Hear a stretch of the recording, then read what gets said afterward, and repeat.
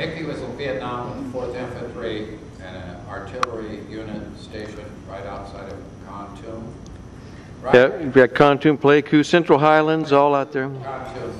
Anyway, somehow or another I got wind that he was coming back from R&R and he was going to land in Cam Ranh Bay. Cam Ranh Bay. We arranged to have a... We have a helicopter?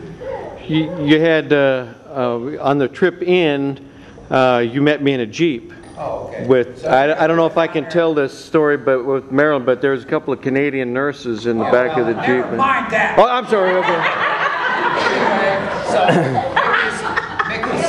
he's sitting there in the area waiting to get his airplane to go up to Kon Tum, and we drive in there and we just walk in and we said, we're looking for Mike Clark.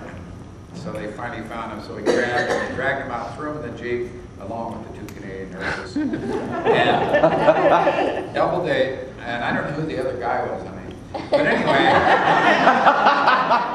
anyway, we brought him back to where we lived, and we kept him there like for about 6 days. Like a prisoner. It was AWOL. So, And then about the 3rd day I was AWOL, he takes me into the officers' club. General's mess. We went to the General's Mess, and the commander of 2 Corps, John Van, right? John Paul Van. John Paul Van. He was there, and he come over and he said, what the hell is a PFC doing in here? And we said, don't worry, he's working for us. So he never said anything. So anyway, we had a heck of a time for about 5 days, didn't we? We did. We had a great time. We put him on a CIA airplane and flew him back to Pleiku.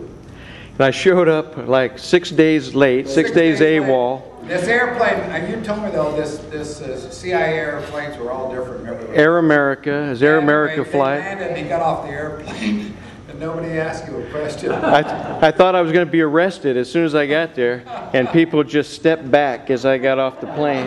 Nobody said a word, and just kind of made way, and I just went out to the helicopter pad and cut a ride out to my unit. Nobody said really squat. Had a good time. I went up to visit him one time up there, and we were out on this hill, and they had these, about 105 howitzers? Four deuce mortars. Anyway, we were out there, and they had this barbed wire and concertina and beer cans hanging on it, so that if anybody tried to sneak in, it would, the beer cans would rattle, and it would just all hell would break loose.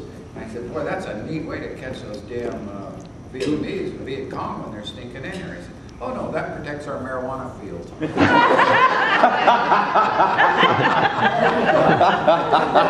Against the Agent Orange sprayers. Yeah.